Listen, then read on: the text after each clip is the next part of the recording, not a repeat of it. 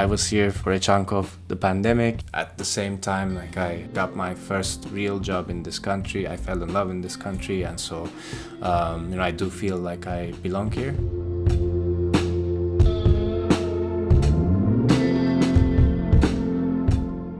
Onur Acaroğlu has made a life in the UK, having moved here to study, and keeps a connection with his Turkish birthplace in a variety of ways.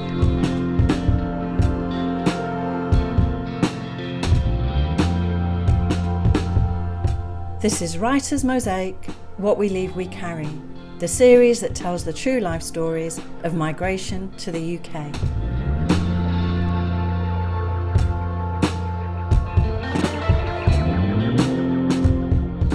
My name is Onur.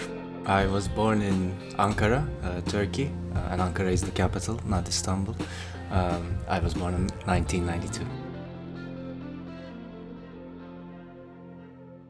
I think my childhood was fairly sheltered, I would say. I was born and grew up in the central area, and then we moved to the suburbs later. And the suburbs were quite like the American style of the, like the villas. We lived in an apartment though, so there was some, convivial social life there. Yeah, I just remember it mostly being pretty great. Just spending a lot of time outside, making friends with like other kids in the apartment. I always liked Ankara. I still do. It's also widely known, probably not incorrectly, as a kind of grey and bureaucratic city, as being the administrative, political capital. My mother's side of the family is from Cyprus, and they have the big family, and we visited quite often. So I left when I was 18 to study in Canada. I did my undergraduate degree at the University of Toronto. Ankara remained home while I was studying there. Like my social life, my close friends family were in Ankara, and I was going to Toronto to do the education and coming back to Ankara. I never actually returned to live in Ankara, because as soon as I'd finished, in my last year I was already applying for master's degrees, and I was pretty certain that I wanted to pursue the academic path, because I just liked being a student. I wanted to remain a student. Little did I know that it wasn't how it would be. I moved to the UK after I'd graduated from Toronto. Yeah, exactly 10 years ago, September 14. Yeah, and I moved to Brighton. I came with my mom. We landed in Gatwick. We took a train to Brighton. I was fairly excited about moving here and studying at Sussex. I was wedded to my books. This sounds extremely pretentious. I had minimal stuff. Yeah, there was just this like stuffed white elephant toy that my mom insisted I bring, and so that took like pride of place in the room. I brought an entire kind of tea, like a kettle with the two kind of containers, so there would be like the boiling water at the bottom and then the tea brewing on top. That and like just hundreds of tea bags from Turkey, and that was actually also that was like pivotal to that. Just put the whole atmosphere together in my room there, having the desk lamp on and with that kind of brewing in the background. I just I guess like there's a pattern of like an experience I'm trying to replicate. Yeah, I think I had quite a bit of seasoning as well, and stuff that without going into too much, the edible things that could land me in trouble if it was seized at the airport. I had a pretty clear idea of why I wanted to move to Brighton and study in Sussex, because like there was a specific program that I was interested in there. So I was kind of looking forward here, I think, to meeting people from all across Europe, not being an outlier in a political sense. Like one of the things that I was really surprised by was like seeing how many people call themselves socialist. In North America, that's like being very fringe, far, far left. But here, they meant to say just like social, no, like center left. And so I found that kind of amusing. My mom got me this jacket with like padded elbows, and she was like, in England, like all of the British people, they're really elegant, and they will judge you if you don't dress nicely and you don't present yourself well. You couldn't have been any more wrong about that, I think. But I did, I guess, kind of expect a bit of poshness, which of course you do find, but that's not representative of the majority of the average. And I think a general point I can make about living in Anglophone countries is, it's more, life is more atomized, society is more atomized. There's less of a culture of knowing your neighbors and being friends with your neighbors and just like people helping each other out and that kind of hospitality. It's much more individualistic. Like I was surprised both in Toronto and here that classmates that were my age, they were self-reliant or trying to be self-reliant, while I had no such concern at all. That also, I guess, made me a bit more self-aware of my privilege as well. You expect it, but it's still surprising to see how like alcohol, for example, was so prevalent and dominant in the culture. And at the time, this was welcome for me. This was a change from from Canada, where like there's still not, I wouldn't say taboo, but it's not as normalized to binge drink to excess. There was that, and like generally pub culture on the whole. Being able to, just chat to people spontaneously was something that surprised me, and it was also kind of contagious how, people were not that distanced from each other. I think, Brighton, just being Brighton was also in itself, itself nice to see, like all the murals and the art and like the vegan shoe store. Interestingly, actually, we had a relative uncle of my mom who lived here. We visited him, and he was very old. We went to Weatherspoons, and I remember that day quite clearly because my mom got kind of emotional because he looked a lot like my grandfather. And then like a month after that, he passed away. So it was, in a sense, like good timing, I guess. At the funeral, I met a few relatives, like distant cousins who I'd never met before and who had grown up here. There was like one family that had even converted to Christianity, and they were like quite... I wouldn't say assimilated, but like, very, very much British culturally. It was interesting to socialize with them because like, that you share a sort of a common origin and you even look similar.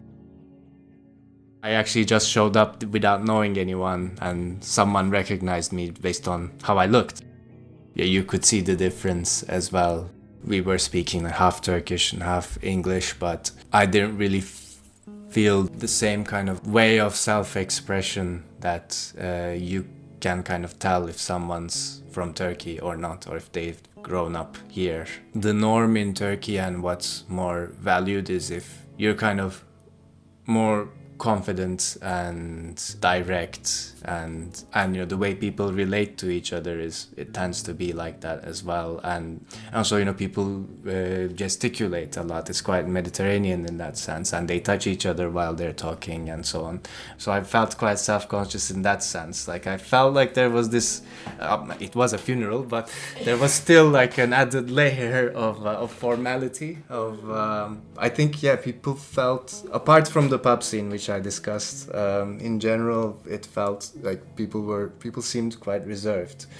And I think the two actually have to do with each other, like because to be honest, and I think a lot of people, a lot of non-British friends would corroborate, British people take some time to open up.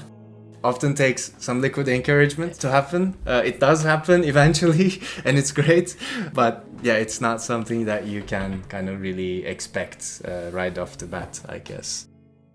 I think like it's very different in that sense, the culture here. Maybe it's closer to me in terms of my temperament. I now, having been here for a while, I appreciate that because, you know, Mediterranean countries can be tiring. Like it can be very intense, you know. Even like, you know, the hospitality and friendliness can be like overbearing sometimes. Whereas here it's more like level, you know, like it's just like the weather, I guess, like always autumn, sometimes a bit sunny, sometimes a bit rainy, but generally the same disposition. And I think that this might still be the case. I spoke a more sort of an academic register of English than a more like casual one, because I didn't really know how that worked. Like I didn't really know how to ask someone what's up in a, you know, in a way that wouldn't stick out, and I felt self-conscious about that. And yeah, I think it took me a while to make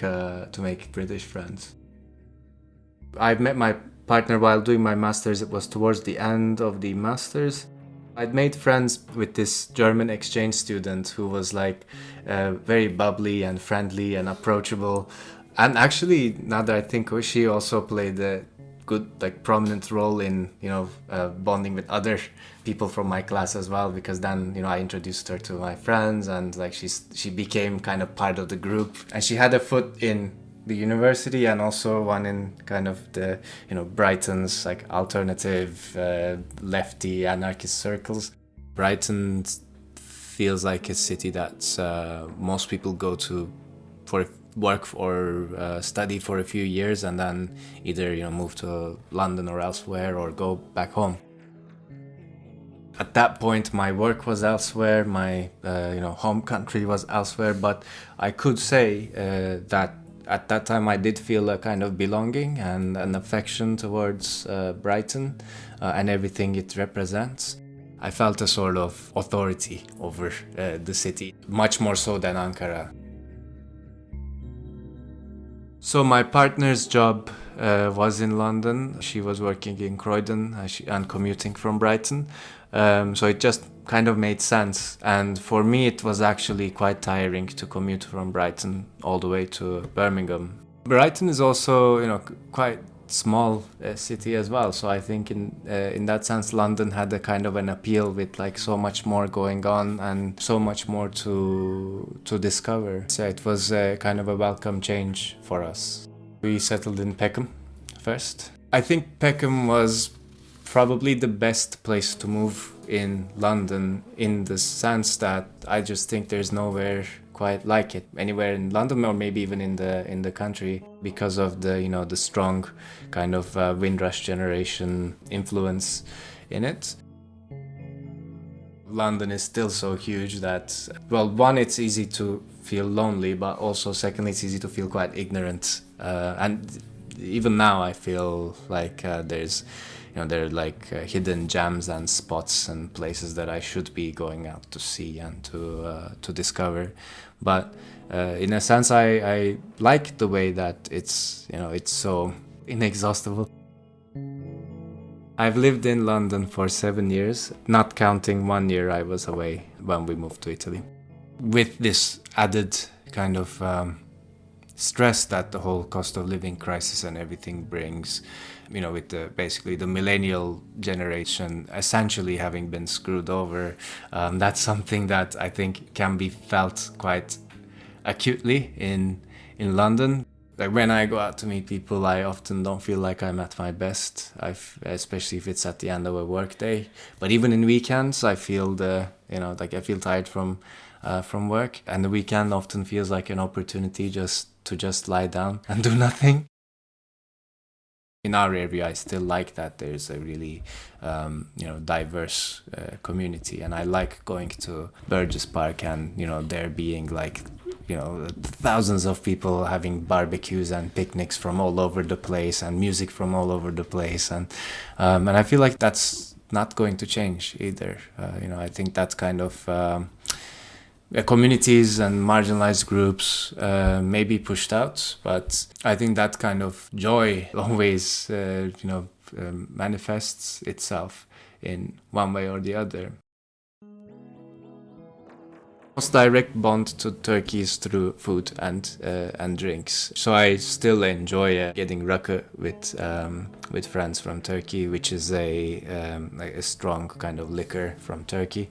And also like North London, like Tottenham and so on, it's a stone's throw away, and I can actually find a lot of the food, pretty much all of the food that I can find in Turkey. And I think that's one of the big ones. But additionally, lately, actually, I have been playing a lot of backgammon, which last time I played this much was probably when I was when I was like 16, skipping school to go to a cafe with my friends and like smoking shisha and playing backgammon. I don't smoke shisha anymore. Yeah, that has been something I've tried to stick to. I also strive to read in Turkish. I feel strongly about not losing the language. And that's why, contrary to how I wanted to kind of branch out and get out of my comfort zone when I first left the country, now I feel like, that I do need to maintain a footing and develop my language. So I'm always really very self-conscious of that. I'm also involved politically in a party called Workers' Party of Turkey, and we have a pretty sizable amount of members here. So we get together in demonstrations, but also socials. So that's also been a way for me to remain, let's say, grounded. The main impetus for that was actually the earthquake, because after the earthquake I felt completely useless. And I thought, like, if I was organized somewhere, then I could actually expand some effort and see that translate into some kind of concrete change back home. I used to think that you shouldn't try to recreate your home country in the new country you go to, but there are certain things which are literally closer to home, which you can't just abstract from your life here. The political activity, I think, has been a lifeline in that sense as well. It could count as a cultural activity, I think, because there's also a lot of dancing that happens in demonstrations and so on. And drinking is a big part of Turkish left culture as well. Even the fact that I currently smoke, I've had a very on again, off again relationship with smoking, but the fact that I currently smoke might also be a manifestation of that, And I'm really interested in having a mustache, but the missus doesn't like it, so yeah. London is home, and the UK is home. I feel a belonging here, not only because of all the personal experiences, but also because I feel like I witnessed, a lot of history here. Like, I was here during the whole turmoil of Brexit. I was here for a chunk of the pandemic. At the same time, I got my first real job in this country. I fell in love in this country, and so, I do feel like I belong here. In that sense, I'm not I'm not in any rush to move back to Turkey, and that's really more about the direction that Turkey will go in than my decision. Britain, I find, is a very stable country. This is good and bad. It's good in the sense that there's a certain kind of predictability, and there's a certain, main institutions still work. It can also be annoying because, nothing really changes much. Even the weather and the geography is kind of bland, There are no extremes, and sometimes you miss that, right? Whereas Turkey is very dynamic, but that's what makes it hard for me to really judge whether or not I would like to go back, because the dynamism can also bring a sort of unpredictability, so it can change for the worse quickly, but it can change for the better very quickly as well. Ultimately, I would be open to moving back, but it doesn't bother me at all if I didn't either. My partner is Italian, and here makes sense for the both of us, even if it's not perfect for either of us. For us as a couple, it works. The worst thing about living in the UK, cost of living and rents that are so prohibitive, because you feel like you put in so much work and then you've been robbed of the proceeds of that work that you put in. and it's hard to, I feel in my personal situation, I feel like I would have to have like a sort of exponential leap financially to be able to afford a much more comfortable standard of life. That's not to say I'm not I'm not happy with the arrangement we have now. The best part, I suppose, is connected to the worst part, which is that there are a lot of people around who are going through similar things around the same age as I am, at similar stages in their lives. And on the one hand, you share this same kind of monotonous day-to-day boring predicaments with like-minded people, but at the same time I love how all those people also have very diverse backgrounds, so it's kind of the best of both worlds. So you have like so much to learn from each other, but at the same time you also have a lot of points of contact that you can bond over. So I suppose it's the people that's the best part of it, and its profits that's the worst part of it. I think it's great to be surrounded by creative people, to kind of shoot the breeze together every now and then. And then opportunities like this are what makes London worth living in. So thank you.